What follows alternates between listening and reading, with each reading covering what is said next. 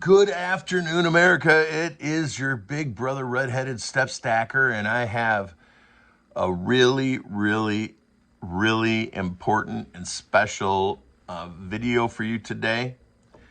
And I am going to introduce to you the father of the Patriot movement, the guy who was first to stand up and say, not the first to say that there is a deep state, Illuminati, it was called back then. It was actually just identified originally by one guy who said, hey, wait, there's an Illuminati. But then Dr. John Coleman, the gentleman that you see there, that's not bald, I have Sang Pure in my eye right now. That is a product of Thailand. Ooh, and it's made of eucalyptus tree. Anyways, so Dr. John Coleman was the first one to investigate and find out not just the Illuminati, but an overall umbrella group called the Committee of 300. And in the video here that you're looking at, we're going to watch a 7-minute clip of it where Dr. John Coleman, in literally 7 minutes, predicts like 5 things, all of which have happened. And the original video is an hour and 43 minutes long. I think I played it at 1.25 speed, so it turns out to be a bit less than that. And I would recommend the first part of it. If you start, basically what we're watching right here is the very beginning of like the second third of the video. So to recap, for those of you who are not familiar with the channel, I was approached by this gentleman, Dr. John Coleman, and he sat and told me everything, a lot more detail than he has in this hour and 45-minute video, but very similar information. For some reason, he gave me a tutorial how to understand what I'm dealing with if I'm approached by a spy and I'm given information. Dr. Coleman is MI5, or was MI5 and MI6. He was stationed in a country in Africa that the British colony, the British government was attempting to supposedly run out the communists, and what they were doing was installing a socialist government that looks like the skeleton of the American political landscape. So it looks like it's a democracy or a republic, but in fact, it's really just controlled by the Queen. So here's one thing you need to know about spies. I promise you this will be the most eye-opening. You guys are walking in a storm, a lot of you. Anyone who hasn't heard Dr. John Coleman, I'd say, we're walking in a storm and we don't know what's behind us. We can't see in front of us and we don't know what's behind us. But Dr. John Coleman, in this video from 1995, predicts gigantic specific things that we're dealing with today. So Dr. John Coleman, MI5, MI6, is sitting in Africa, and a box of files is delivered to the office and given to him. He shares the office. He's a civil engineer. And that's what I was going to say, is that 80% of all actual spies have a job in another industry. The 2 spies that were in Africa, one Dr. John, the other one being the guy who's supposed to get this box that Dr. John ended up getting. So Dr. John's at my table for an hour, and he tells me that because he's registered MI5 and then retired, and then went on to MI6 for the British government, which is their 007, he has to be followed around by this other man, Lieutenant General McInerney. Now, the very first time that I've seen General McInerney's face outside of right in front of my face, standing 2 feet away from me, interviewing me, This first time I see this man is on, this might be shortly after January 6th. And the reason this video is made, it was made at the White House at a holiday party of some type after Christmas, after the New Year's. And Lieutenant General McInerney is explaining that the laptops that were taken out of Nancy Pelosi's office ended up in his hands first. And he says there's a lot of bad shit on there, as I remember. So I'm watching this video of this old guy tell the story about Nancy Pelosi's, and the reasons why they go to him is because this old man on the screen here is the guy who intercepted all of the Hillary Clinton emails. And he did that sitting at the MI5, MI6 building in England. He was working there with Dr. John Coleman. He wasn't following him because he was a spy. These guys are actually buddies that worked in the same building. Okay, they didn't tell me that. They didn't tell me the whole story. But for some reason, I got briefed, and sharing the information with you is worth a lot, because you can disseminate shit you're seeing on the internet. If they don't tell you who, what, why, where, when, and what color underwear pants that they're wearing, quote unquote, they're being deceptive. And the reasons they're being deceptive is because they want to sway your head a little bit of the way, or they want to shut down whatever path you're on. And they always add a little bit of truth to get you to believe them. So when you see these thumbnails from YouTubers that say, the Democrats are shaking in their boots, or Kamala campaign about to implode, or Obama is going to jail, any of these hyped up bullshit, get away from those channels. Get away from those channels. They are feeding you little crumbs of bullshit that don't mean anything, and in no way, shape, or form in the war we're in actually equals a win in any way, shape, or form.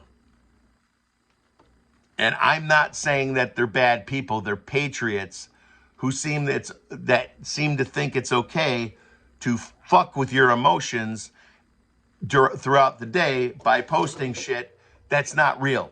That's never going to happen. It don't matter if Tim Waltz was with 2 little boys and a girl in China. It ain't going to change nothing. In 1980, where your brain was born, where you learned the world, yes, we would watch that guy hang on TV. But not today. That's not how it works today. So don't let those people invade.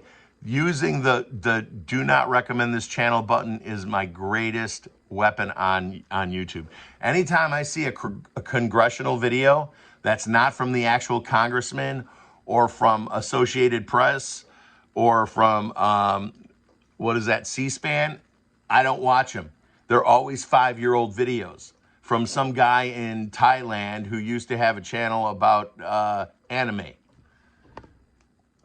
If you go to hit any channel you see, click on the channel, go to videos, then another below that it says most popular, oldest, or newest. Hit oldest. And none of it's in even English. Get these channels out of your way. I'm glad we got some people. So now we're going to get into, so this man, Lieutenant General Thomas McInerney, is known as the War Hawk. Okay? He's the last living guy who served in the Air Force with George Bush Sr. And this guy was at George Bush Sr.'s deathbed confession, which wasn't necessarily on the day he died. That's the man that approached me and looked at me like he was just so disappointed. I was sitting down. And to recap that, I was steaming pissed after Dr. John Coleman just disclosed everything he disclosed to me. And you're going to hear a chunk of it right now. And then I'm going to let you, those of you who want to hear the whole hour and 43 minutes, I'll have a link in the community tab of this channel. If you're subscribed to this channel, then the community tab will show up in your thing. Otherwise, just go back and search. I don't care. We got one more strike and we're gone off this channel. By the way, the link that I'm giving you in the community tab is to like a channel I've had for 10 years.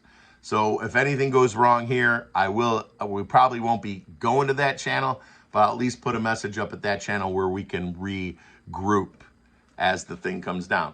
So let's listen to these predictions, and then I have a couple of screen grabs of showing what's going on today in the world to show that these very crazy predictions that this man, that's coming out of this man's mouth in 1985, are to the T and dead on as we speak today. When I turn my microphone back on at the end of the 7-minute video, and by the way, the 7-minute video is played in 1.25 speed also, then my voice will be quiet and it will slowly ramp up. So I'm aware of that. Thank you.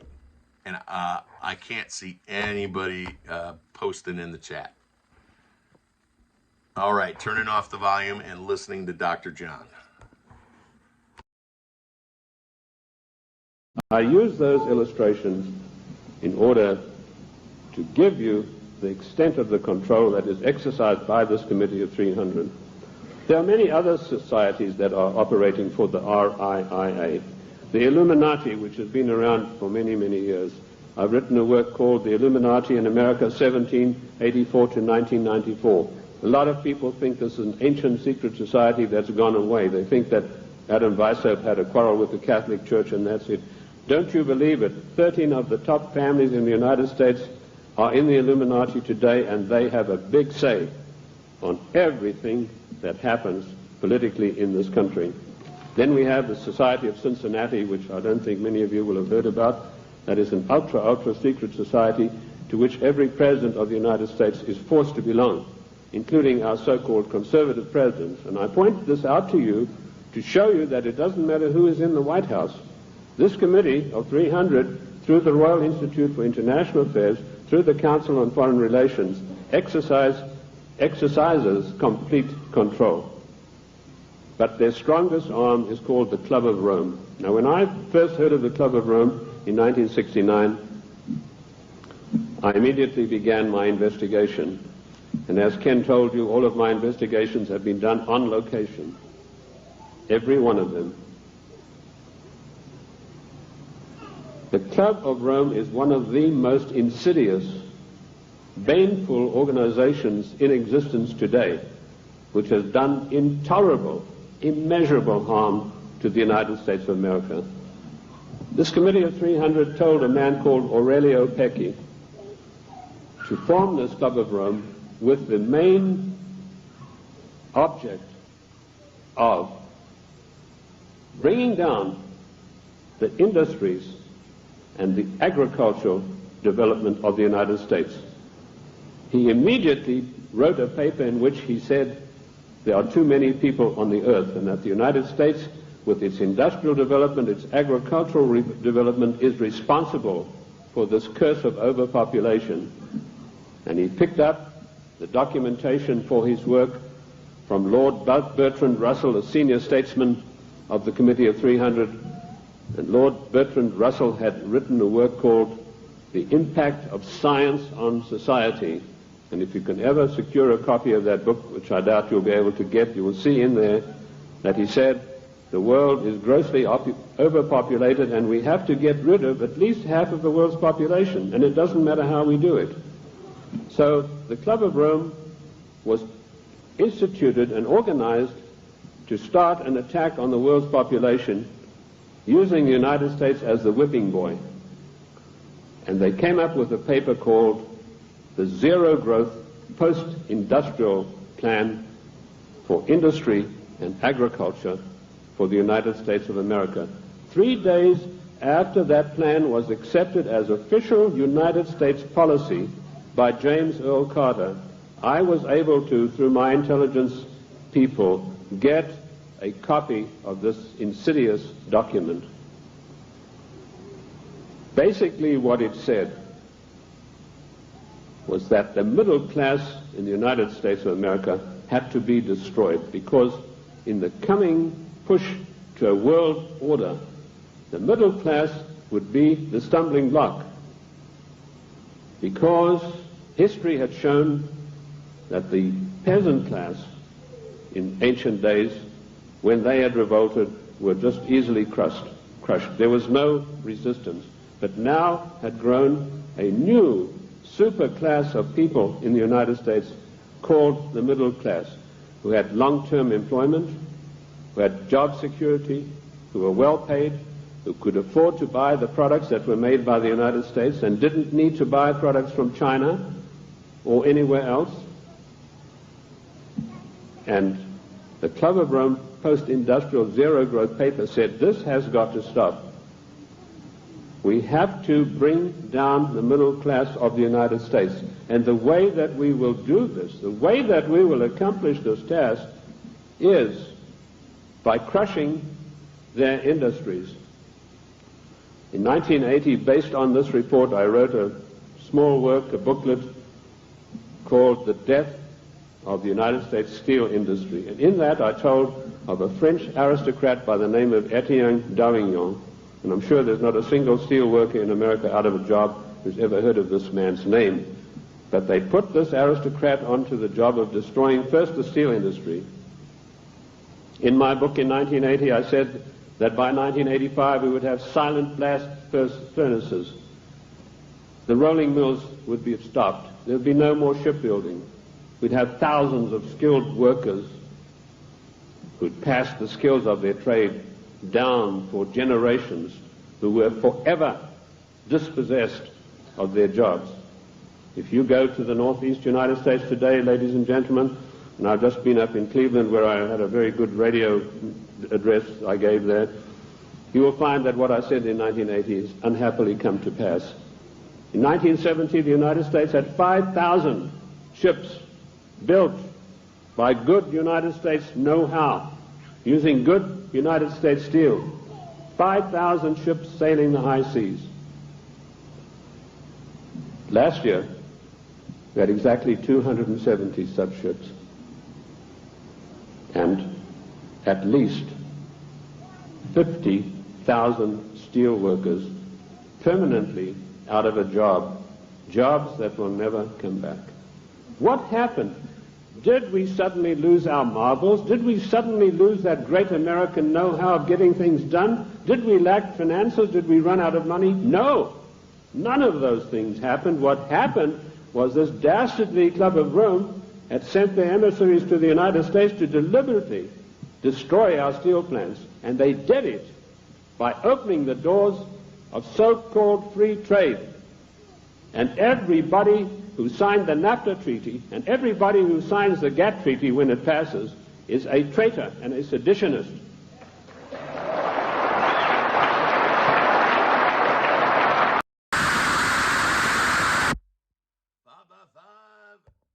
All right. Let's look into what he just said. He said they're going to get us by destroying our agriculture, and most of you remember last year that the FDA started this backyard garden club where you got to sign up your backyard garden or your small gentleman's farm, which is like a homestead, you know, one cow, a few chickens, maybe a couple pigs, and they wanted you to register them. About 2 months ago, they showed up at a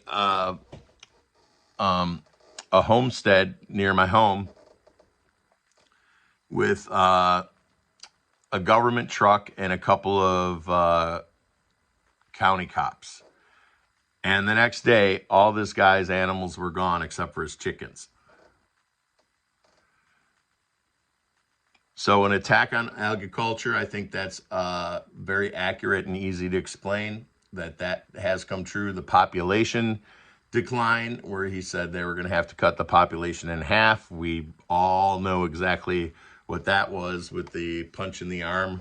And I'd like you guys to look up something called SV40, a doctor by the name of Jack, oh geez, say it, moonshine talking, Jack Kruse, Kruse, Dr. Jack Kruse, who is come to the conclusion that all the pharmaceutical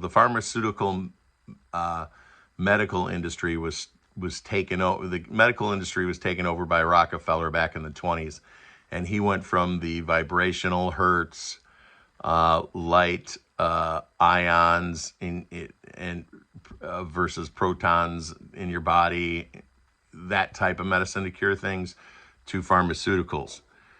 He's also the one that took the flat earth map out of the schools and put in the global map that was Rockefeller. That's another discussion for another day. So since then, Rockefeller has basically just twisted your individual worldview of where you actually live. For instance, if you lived on a flat earth and there was a bunch of planets above your head, you would start to think, boy, the consequences of my actions are a lot stronger than if I'm just this little dot on a ball whirling through space with other balls that have other living beings on them. So when you get the world's perspective that maybe the world revolves around us, opposed to us revolving around the world or around the sun revolves around us, makes us feel much more important. But if we're revolving around the sun, we're just another ball in the air, and my consequences of my actions could not be that great. But knowing that the sun and the earth are revolving around you makes you think your actions are a little bit more damaging than you would think otherwise. And then the steel industry. So I don't mean to go down that path. I don't care what you think on the shape of the earth. Just let you know there's never been a picture, no matter how far we've gone in that rocket, nobody ever got a picture of the earth. There's no actual photos. They're all paintings and digital renderations. So the steel industry. Now I'm going to put, what was the point I wanted to make? Okay, so I'm wondering why these guys approach me. And most of you have heard this, but there's a lot of new people. Why would this guy approach me? Was this on accident? Was it by chance? Were they looking for me? I have a contact on Telegram who does not use YouTube, who has no idea about my YouTube channel, who's friends with an admiral. This admiral was friends with the Warhawk, Lieutenant McInerney. And this man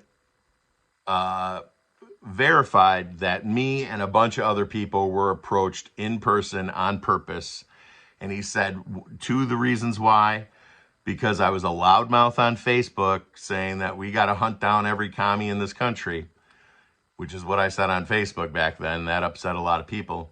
And that I was involved in a bus accident when I was a kid. A school bus driver died while the bus was going 45 miles an hour, and I saved the bus. The admiral knew. The admiral knew I saved the bus. There's no way the admiral would know I saved the bus. The admiral doesn't take part. The admiral just talks to this intermediator, that this old female intermediator. He's not involved in anything with Facebook or YouTube or any type of technology. He's like a 90-year-old man. So he doesn't engage in that. So he knew, so that freaked me out. So if you want to watch the hour and a half, now I will warn you, the first 30 minutes of this, I would watch the first 30 minutes later. This, what I just showed you, that 7 minutes starts about the 30-minute mark, and he goes into what's happening today. The first half hour, he's talking about George Washington and the British Revolution, the American Revolution against the British. And he's talking about that and how it actually applies today, and how some of the groups back then are the same groups today. You could listen to that last. I'm going to post it in the community tab, because I can't post. I will post it in the comments on this video also. but I could not put any links in the description. So community tab to watch the whole Dr. John Coleman. It's an hour and a half. I say start at the half-hour mark and work your way. If you're interested enough to go back to watch the third half, go ahead. But it's important because he says a lot of other stuff that we haven't experienced yet. Unfortunately, he tells you what, where, why, when, and what color underpants they were wearing. And he tells you what book at what library that he got all this information from. And this guy is researching for like 6 months in the Vatican Library. Because he's MI5 and he's MI6, he has access. And he uses that access to get into all of these places that have private libraries you're not supposed to get into, the average guy can't get into. All right, I'm going to read a couple comments. I'm going to get going. I don't really feel good. My organ's been hurting. Furball 2K says the first learned the word layoff as a kid when my friend's father lost his job at U.S. Steel. And what has Trump been talking about? Bringing back the steel industry. I remember back before 2000 going to a steel factory. It was amazing. It was like 6 or 10 football fields, two by two. And it was just steel as far as I could see. And these big cranes. It was glorious. All right, ladies and gentlemen, peace and love. First, dear God, watch over us. Thank you for what you've given us. Thank you for what you've taken away from us. Please don't let anything else happen to these children, Lord. Please, no more. No more starting this very moment. Please drop your fist of fury upon the evil of this earth as soon as possible and protect the man running for president that they want dead so bad. Amen. All right, peace and love worldwide. Live your life before your life lives you. Keep on smiling and watch, if you want to watch the rest of Dr. John Coleman's community tab, or I'll try and put it. I cannot even pin comments. So it's going to be the bottom comment. You'll have to go through all the comments, get to the bottom to find my link, because until I give them a copy of my driver's license, I can't pin nothing. And I can't do links in the description. Later, y'all.